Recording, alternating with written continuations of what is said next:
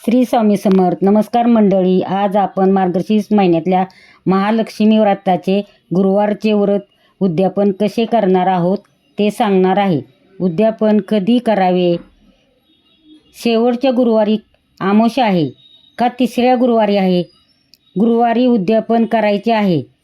जर काही मासिक अडचणी आल्या असेल, त्याच्यामुळे तुमची पूजा खंडित झाली असेल तर काय करावे? अशा सर्व प्रकारची माहिती मी तुम्हाला सांगणार आहे. आणि सुतक जर पडलं असेल तर काय करायचं आहे ते देखील मी तुम्हाला सांगणार आहे. सर्व माहिती मी तुम्हाला आजच्या या व्हिडिओमध्ये सांगणार आहे. जर तुम्ही पहिल्यांदाच आला असेल तर चॅनेलला सबस्क्राईब करा आणि बेल आयकॉन ऑन करा. चला तर मग आपण सुरुवात करूया. चला तर मग आता मार्गशीर्ष महिना चालू आहे व मार्गशीर्ष महिन्यातील गुरुवारची पूजा पण आपण केली आहे. आणि आज आपण या व्हिडिओमध्ये शेवटच्या गुरुवारचे उद्यापन कसे करायचे आहे ते सांगणार आहे. चला तर मग आपण सुरुवात करूया. बघा, 2025मध्ये आपल्याला 4 असे मार्गशीर्ष गुरुवार मिळालेले आहेत. प्रत्येक महिलेचा अडचणीमध्ये एखादा गुरुवार जात असतो किंवा एखाद्या गुरुवारी आपल्याला बाहेरगावी जावे लागते किंवा कधी कोणाला सुतकही असतं. जर तुम्हाला पूजा मांडणी करता आली नाही तर तुम्ही उपवास करू शकता. या दिवशी तुम्ही उपवास करायचा आहे. जरी तुम्हाला पूजा मांडणी करता आली नाही तरी तो गुरुवार तुम्हाला काउंट करायचा आहे. आपण त्या दिवशी पूजा मांडणी जरी केली नाही तरी व्रत केलेलं असतं. आता एखाद्या महिलेचा एखाद्या गुरुवारी हा अडचणीमध्ये जातो. मग अशा वेळेस तुमचा जर मधला गुरुवार अडचणीत गेला असेल तर तरी देखील आपल्याला या गुरुवारचं उद्यापन मार्गशीर्ष महिन्यातल्या शेवटच्या गुरुवारी करायचे आहे. मार्गशीर्ष महिन्यातल्या पहिल्या गुरुवारी आपण या व्रताला सुरुवात करत असतो आणि मार्गशीर्ष महिन्यातील शेवटच्या गुरुवारी आपल्याला या प्रकारचे उद्यापन असे करायचे आहे. आता 2025 आपल्याला गुरुवारचे उद्यापन कधी करायचं आहे आपण ते पाहूया. आता बऱ्याच जणांना प्रश्न पडला आहे की शेवटच्या गुरुवारी अमावस्या आहे, मग उद्यापन तिसऱ्या गुरुवारी करावे का? तर बघा, यावर्षी डिसेंबर महिन्यातील 4था गुरुवार हा 18 तारखेला आहे. 18 डिसेंबरला 4था गुरुवार असणार आहे. या दिवशी आपल्याला मार्गशीर्ष गुरुवार व्रताचे उद्यापन करायचे आहे. आता अमावस्या तिथी ही शुक्रवारी पहाटे लागणार आहे. बघा, 18 तारखेला अमावस्या प्रारंभ दिलेला आहे, परंतु तो उत्तर रात्री एकदम मध्यरात्री 4:49 म्हणजेच शुक्रवारच्या पहाटे अमावस्या लागणार आहे.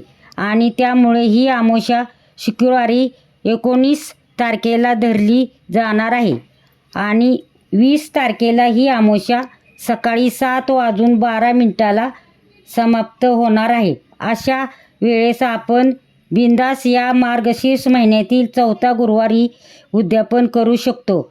आता ज्यांना मासिक धर्म असेल किंवा इतर अडचणी असेल त्यांनी जर का शेवटच्या गुरुवारी उद्यापन करता आलं नाही तरी काही हरकत नाही. तुम्ही त्यांच्या पुढच्या येणाऱ्या गुरुवारी तुम्ही हे उद्यापन करू शकता. जरी पुढचा पौष महिना लागलेला असेल तरी देखील तुम्ही पौष महिन्यातील गुरुवारी तुमच्या व्रताचे उद्यापन तुम्ही करू शकता. आता ज्यांना मध्येच एखाद्या गुरुवारी राहिलेला असेल तर त्यांनी पहिला असू द्या, दुसरा असू द्या किंवा तिसरा असू द्या, तुम्हाला जास्तीत जास्त गुरुवार करायचे गरज नाही. तुम्ही देखील 4थ्या गुरुवारी म्हणजे 18 डिसेंबरला उद्यापन करू शकता.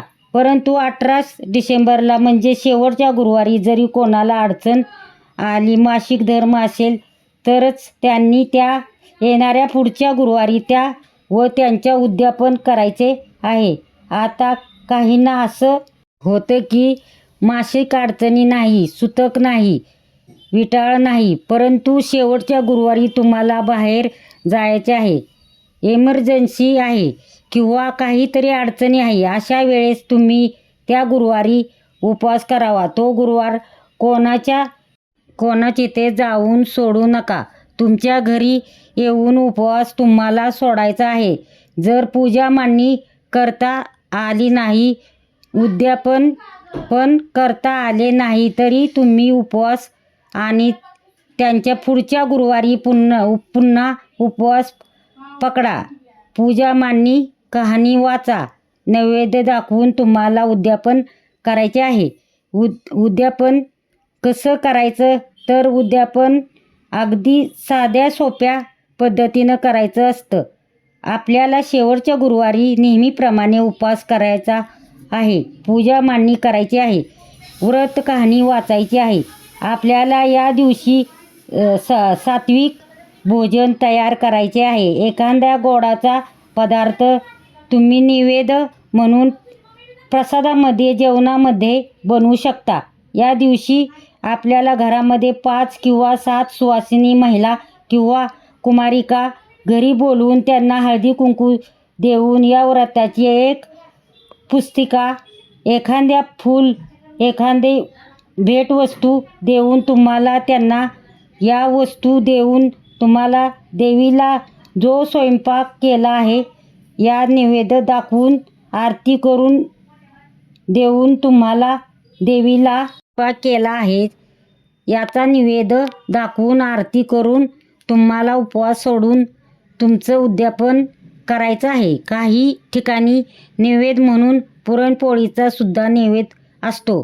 तुमच्याकडं जो नैवेद्य आहे तो तुम्ही दाखवू शकता. अशा साध्या आणि सोप्या पद्धतीनं आपल्याला मार्गशीर्ष महिन्यातील उद्यापन करायचे आहे. मी अतिशय साध्या आणि सोप्या पद्धतीने तुम्हाला सांगितलेले आहे. अशा साध्या आणि सोप्या पद्धतीने तुम्हाला मार्गशीर्ष महिन्यातील उद्यापन करू शकता.